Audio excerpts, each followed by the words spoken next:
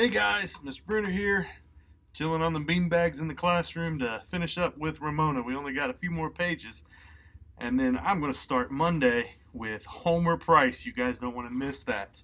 There's going to be some other little special things, so each day check in and see Homer Price. Remember the donuts that you read? Yep, that's what's coming. So when we left off with Ramona, she was crying because she was a kindergarten dropout. And so she had just started crying to her dad why she got expelled or why she's not going back to kindergarten. So Ramona Quimby, her father said sternly, and Ramona knew that she was about to be ordered to pick up her crayons. Well, her father could order all he wanted to, but she was not going to pick up her crayons. Nobody could make her pick up her crayons. Nobody. Her father, nor her mother, not even the principal, not even God. Now, never mind, Ramona heard her mother say. Poor little girl, she's upset. She's had a difficult day. Sympathy made things worse. I am not upset, yelled Ramona, and yelling made her feel so much better that she continued, I am not upset, and I am not a little girl, and everybody is mean to laugh at me. She threw herself on her bed and pounded her heels on the bedspread. But pounding on the bedcloths was not bad enough. Far from it. Ramona wanted to be wicked, really wicked, so she swung around and beat her heels on the wall. Bang, bang, bang. The noise ought to make everybody good and mad. Mean, mean, mean, she yelled, in time to her drumming heels. She wanted to make her whole family feel as angry as she felt. Mean, mean, mean. She was glad her heels left marks on the wallpaper. Glad, glad, glad. Mother, Ramona's kicking the wall, cried Tattletale Beezus, as if her mother did not know what Ramona was doing. It's my wall, too. Ramona did not care if Beezus tattled. She wanted her to tattle. Ramona wanted the whole world to know she was so bad she kicked the wall and left her heel marks on the wallpaper. Ramona, if you're going to do that, you had better take off your shoes. Mrs. Quimby's voice from the living room was tired but calm. Ramona drummed harder to show everyone how bad she was. She would not take off her shoes. She was a terrible, wicked girl. Being such a bad, terrible, horrid, wicked girl made her feel so good. She brought both heels against the wall at the same time. Thump, thump, thump. She was not the least bit sorry for what she was doing. She would never be sorry. Never, never, never. Ramona, Mr. Quimby's voice held a warning note. Do you want me to come in there? Ramona paused and considered. Did she want her father to come in? No, she didn't want that. Her father, her mother, nobody could understand how hard it was to be a little sister. She drummed her heels a few more times to prove that her spirit was not broken. Then she lay on her bed and thought wild, fierce thoughts about until her mother came and silently helped her undress and get into bed. When the light had been turned out, Ramona fell so limp and tired that she soon fell asleep. After all, she had no reason to try to stay awake because the Tooth Fairy was not going to come to her house that night. The next morning, Mrs. Quimby walked into the girls' room and said briskly to Ramona, Which dress do you want to wear to school today? The empty space in her mouth and the heel marks on the wall above her head reminded Ramona of all that had happened the day before. I'm not going to school, she said, and reached for her play clothes while Beezus put on her fresh school dress. A terrible day had begun. No one said much at breakfast. Howie, who had recovered from his cold, stopped for Ramona on his way to school and then went on without her. Ramona watched all the children in the neighborhood go to school, and when the street was quiet, she turned on the television set. Her mother turned it off, saying, Little girls who don't go to school can't watch television. Ramona felt that her mother did not understand. She wanted to go to school. She wanted to go to school more than anything in the world, but she could not go back when her teacher did not like her. Ramona got out her crayons and paper, which someone had put away for her. She settled down to draw. She drew a bird, a cat, and a ball in a row. And then with a red crayon, she crossed out the cat because it did not begin with the same letter as ball and bird. Afterwards, she covered a whole sheet of papers with cues, Ramona style, with ears and whiskers. Ramona's mother did not feel sorry for Ramona. She merely said, Get your sweater, Ramona. I have to drive down to the shopping center. Ramona wished she had a dime from the Tooth Fairy to spend.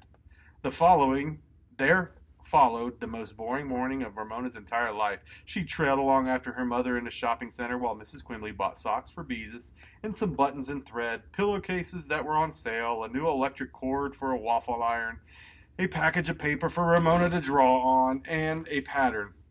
Looking at patterns was the worst part. Ramona's mother seemed to sit for hours looking at pictures of boring dresses. At the beginning of the shopping trip, Mrs. Quimby said, "Ramona, you mustn't put your hands on things in stores." Later, she said, "Ramona, please don't touch things." By the time they reached the pattern counter, she said, "Ramona, how many times do I have to tell you to keep your hands to yourself?" When Mrs. Quimby had finally selected a pattern and they were leaving the store, who should they run into but Mrs. Weiser, a neighbor. "Why, hello!" exclaimed Mrs. Weiser. "And there's Ramona. I thought a big girl like you would be going to kindergarten." Ramona had nothing to say. "How old are you, dear?" asked Mrs. Weiser.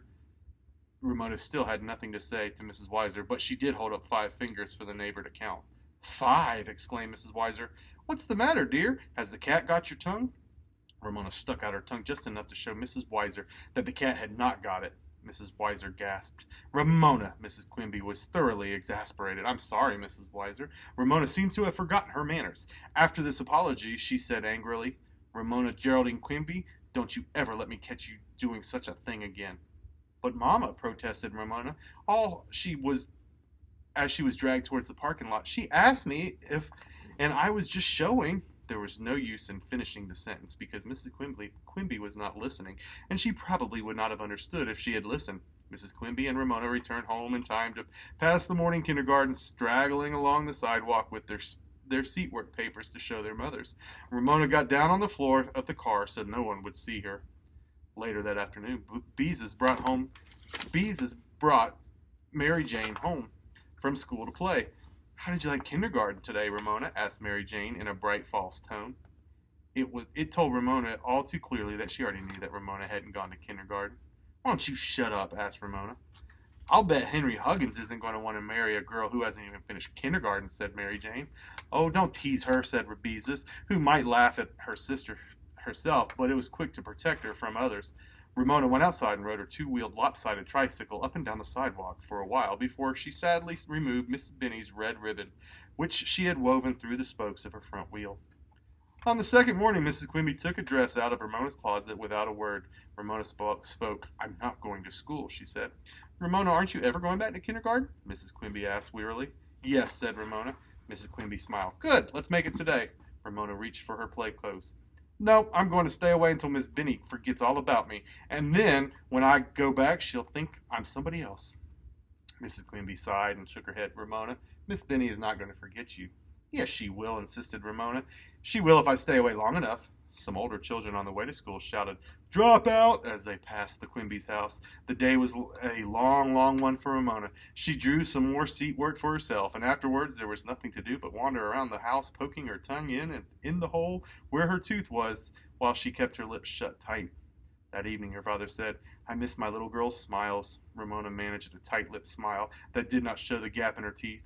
Later she heard her father say something to her mother about "this nonsense has gone on long enough," and her mother answered with something about "Ramona has to make up her own mind. She wants to behave herself." Ramona despaired. Nobody understood. She wanted to behave herself, except when banging her heels on the bedroom wall. She had always wanted to behave herself. Why couldn't people understand how she felt? She had only touched Susan's hair in the first place because it was so beautiful, and the last time, well, Susan had been so bossy she deserved to have her hair pulled. Ramona soon discovered the other children in the neighborhood were fascinated by her predicament. "How come you get to stay out of school?" they asked. "Miss Benny doesn't want me there," Ramona answered. "Did you have fun in kindergarten today?" Mary Jane asked each day, pretending she didn't know Ramona had stayed home. Ramona, who was not fooled for an instant, disdained to the answer. Henry Huggins was the one, quite unintentionally, who really frightened Ramona. One afternoon, when she was pedaling her lopsided 2-wheel tricycle up and down in front of her house, Henry came riding down the street, delivered the Journal. He paused with one foot on the curb in front of Quimby's house while he rolled the paper. "Hi," said Henry. "That's quite a trike you're riding." "This isn't a trike," said Ramona with dignity. "This is my 2-wheeler." Harry grinned and threw the paper onto the Quimby's front steps. "How come the truant officer doesn't make you go to school?" he asked. "What's a truant officer?" asked Ramona. "A man who gets after kids who don't go to school," was Henry's careless answer as he pedaled down the street. A truant officer, Ramona decided, must be something like the dog catcher who sometimes came to Glenwood School when there were too many dogs on the playground. He tried to lasso the dogs, and once, when he did manage to catch an elderly, overweight basset hound, he shut the dog in the back of his truck and drove away with it. Ramona didn't want any truant officer to catch her and drive her away. So she put her lopsided two-wheel bicycle into the garage and went into the house and stayed there, looking out from behind the curtains at the other children and poking her tongue into the space where her tooth used to be. "Ramona, why do you keep making such faces?" asked Mrs. Quimby, in that tired voice that she had been using the last day or so. Ramona took her tongue out of the space. "I'm not making faces," she said. Pretty soon her grown-up tooth would come in without the tooth fairy paying a visit, and no one would ever know she'd lost a tooth. She wondered what Miss Benny had done with her tooth. Thrown it away, most likely. The next morning, Ramona continued to draw rows of 3 pictures. Circle 2 and cross out 1, but the morning was long and lonely. Ramona was so lonely she even considered going back to kindergarten, but then she thought about Miss Benny, who did not like her anymore, and who might have been glad to see her. She decided she would have to wait much, much longer for Miss Benny to forget her. "When do you think Miss Benny will forget me?" Ramona asked her mother. Miss Quimby kissed the top of Ramona's head. "I doubt she'll ever forget you," she said. "Not ever, as long as she lives." The situation was hopeless. That noon, Ramona was not at all hungry. When she sat down to soup, a sandwich, and some carrot sticks, she bit into a carrot stick, but somehow chewing it took a long time. She stopped chewing altogether when she heard the doorbell chime. Her heart began to thump. Maybe the truant officer had finally come to get her and carry her off to the back of the truck. Maybe she would run and hide. "Why, Howie," Ramona heard her mother say, feeling that she had a close call. She went on chewing away at the carrot stick. She was safe. It was only Howie. "Come on in, Howie," said Mrs. Quimby. "Ramona's having her lunch. Would you like to stay for some soup and sandwich? I can phone your mother and ask her if it's all right." Ramona hoped Howie would stay. She was that lonely. "I just brought Ramona a letter." Ramona jumped up from the table. "A letter for me? Who's it from?" Here was the first interesting thing that had happened in days. "I don't know," said Howie. "Miss Benny told me to give it to you." Ramona snatched the envelope from Howie, and sure enough, there was Ramona printed on the envelope. "Let me read it to you," said Mrs. Quimby. "It's my letter," said Ramona, and tore open the envelope. When she pulled out the letter, 2 things caught her eye at once. Her tooth, scotch taped to the front of the paper, and the first line, which Ramona read because she knew all the letters. It began, "Dear Ramona, Q," and was followed by 2 lines of printing which Ramona was not able to read. "Mama," cried Ramona, filled with joy, "Miss Benny has not thrown away her tooth, and Miss Benny had drawn ears and whiskers like her Q." The teacher liked the way Ramona made Q's, so she must like Ramona too. There was hope after all. "Why, Ramona," Mrs. Quimby was astonished. "You've lost a tooth? When did that happen?"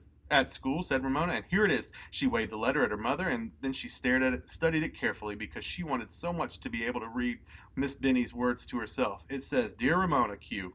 Here is your tooth. I hope the tooth fairy brings you $1. I miss you and want you to come back to kindergarten. Love and kisses, Miss Benny."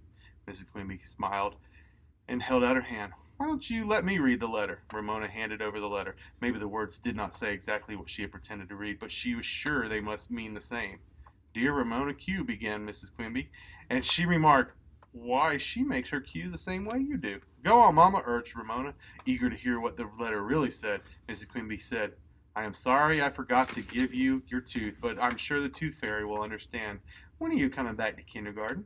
Ramona did not care if the tooth fairy understood or not. Miss Benny understood, and nothing else mattered. "Tomorrow, Mama," she cried. "I'm going to kindergarten tomorrow." "Good girl," said Mrs. Quimby, and hugged Ramona. "She can't. It's a matter of fact, Howie, tomorrow is Saturday." Ramona gave Howie a look of pity, but she said, "Please stay for lunch, Howie. It isn't tuna fish. It's peanut butter and jelly." The end. If you're going to go take this quiz, it is quiz number 492. 492, Ramona the Pest by Beverly Cleary. Hope you enjoyed it. I will be back Monday with Homer Price. Trust me, you're going to want to tune into this one. See ya.